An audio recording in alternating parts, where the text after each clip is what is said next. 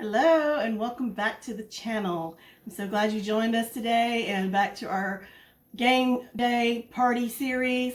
Well, today we're making one that's just about everybody's favorite. It's going to be pigs in a blanket. So I hope you will stay tuned and watch me make this.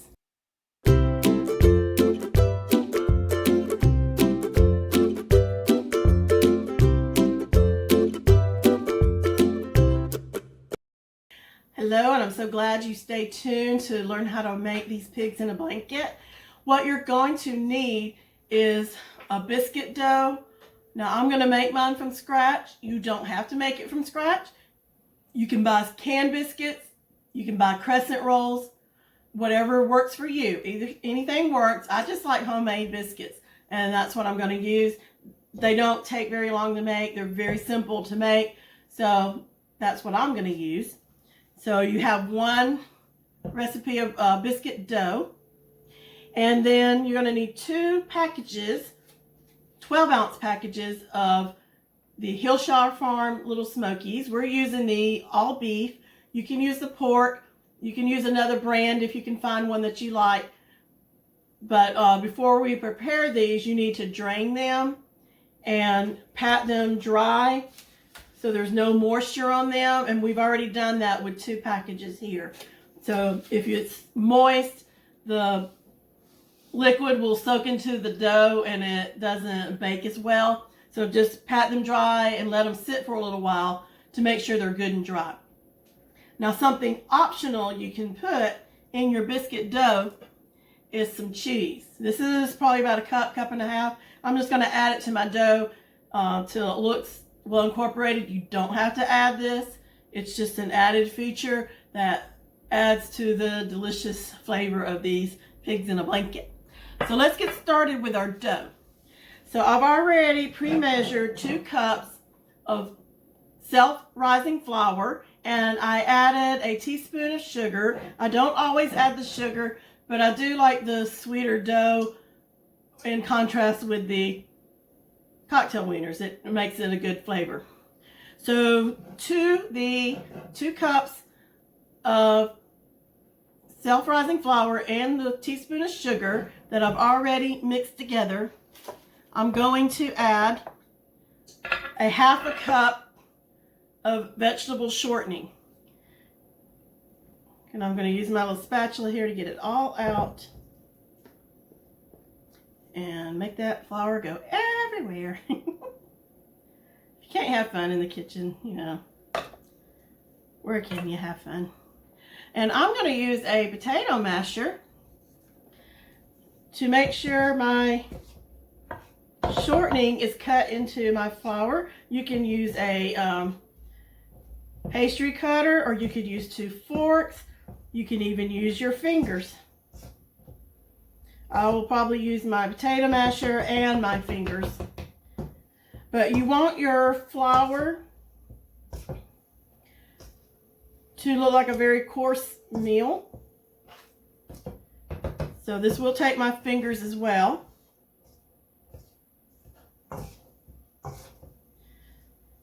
So I'm just going to mix this flour up until it gets to the consistency that we need.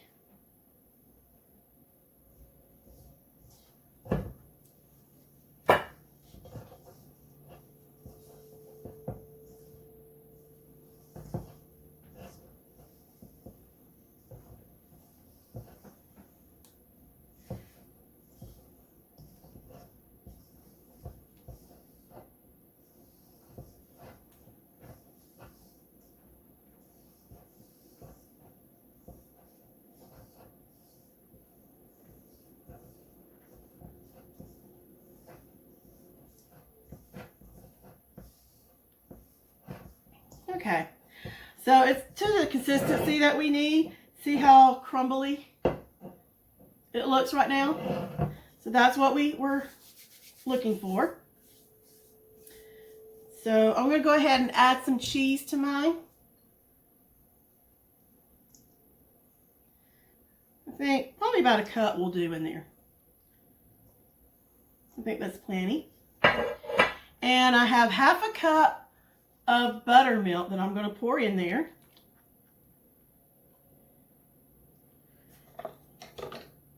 And get it all out. Okay, then we're just going to mix this together. And you'll probably end up using your hand some. You will when you're kneading it, use your hand. But you just want to make sure all the dry ingredients are moistened. So you just mix that together. Okay, now that I've started mixing it, I am going to have to use my hands. So I recommend that you remove any jewelry because you don't want to get dough in your rings. Alright, so let's get that all mixed together until it forms a dough that we can roll out. So we're going to make sure all the dry ingredients are moistened with the buttermilk.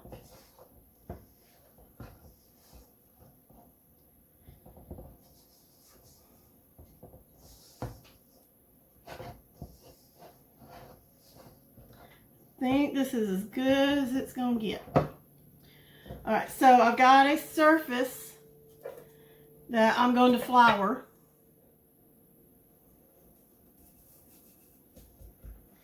And then we're going to put the dough on the floured surface so we can knead it and roll it out.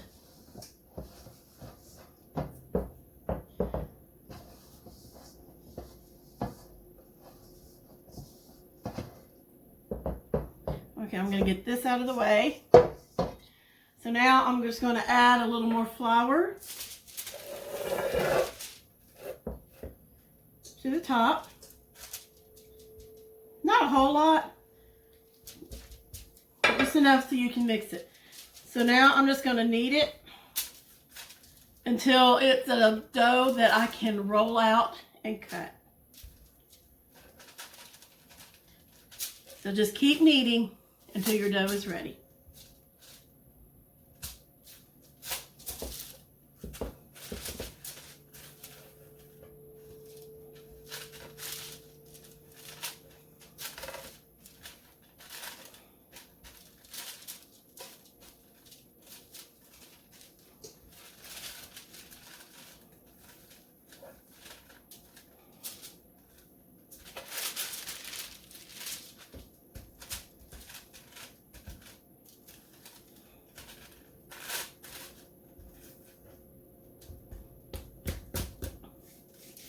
Okay, I think our dough is ready now.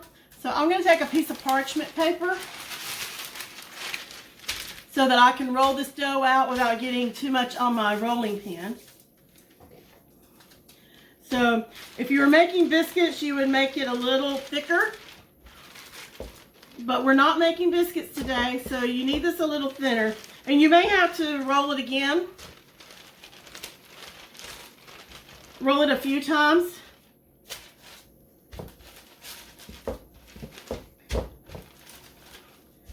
If you don't have a big enough surface to do this.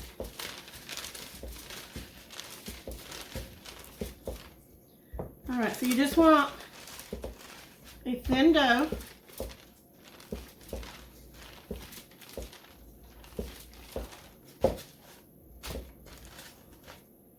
Alright, let's see what we have here.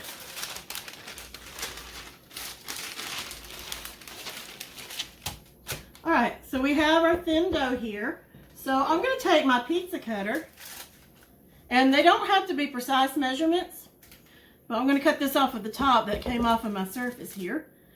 And I may roll that out a little bit more. So we're just cutting strips here. And you don't have to use a pizza cutter if you don't have one. You can use a knife. This is just easy for me.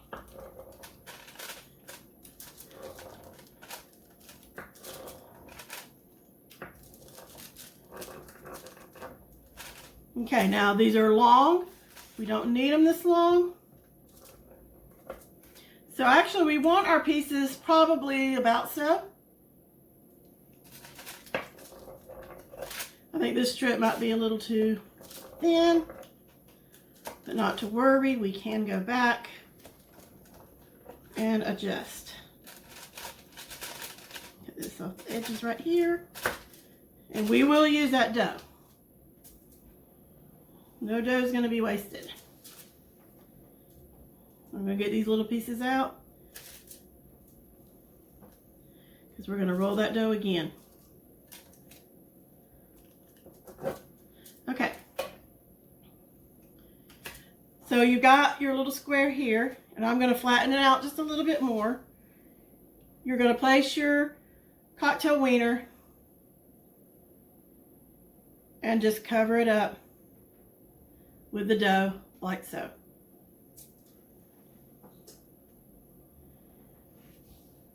Just flatten it out a little more. And it would be really hard if these were still moist. So you kind of like that. So I'm going to roll all these out, and then we'll put them on our pan so that we can bake them.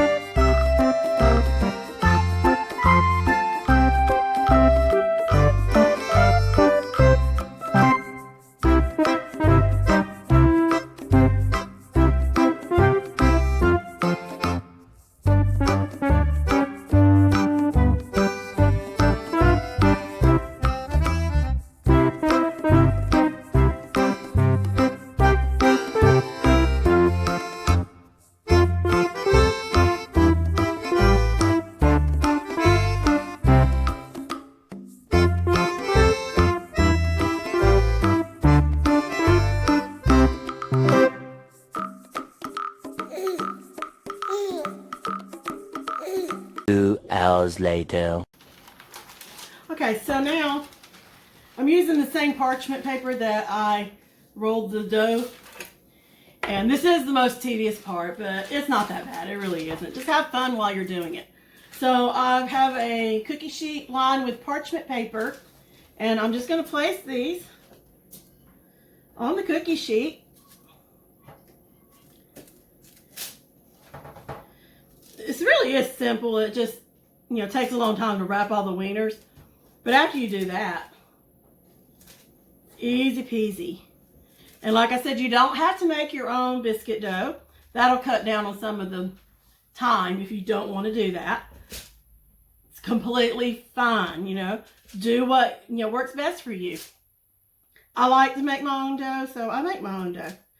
But I have made them with crescent rolls. I've mixed up a dough with Biscuits before, and it's just as good. So whatever you have available is what you're going to use.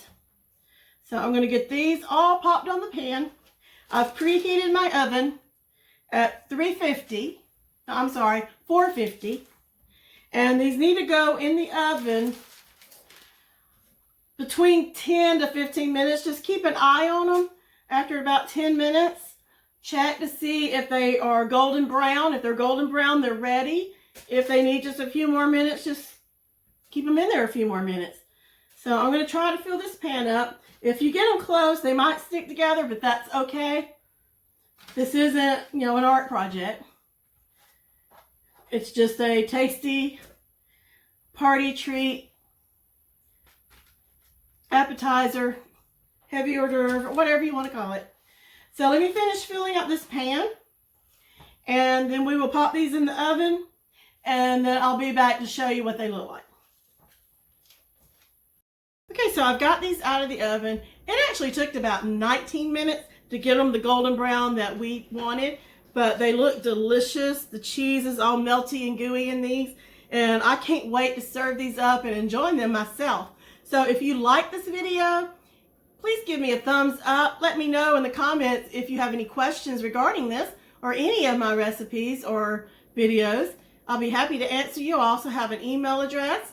And if you want to see more recipes and tips on creative living, please hit the subscribe button. It would help me out a lot, and I sure would appreciate it. And if you'd like to be notified when I make a video, just hit the bell icon. So until we meet again, I hope you have a wonderful evening. God bless.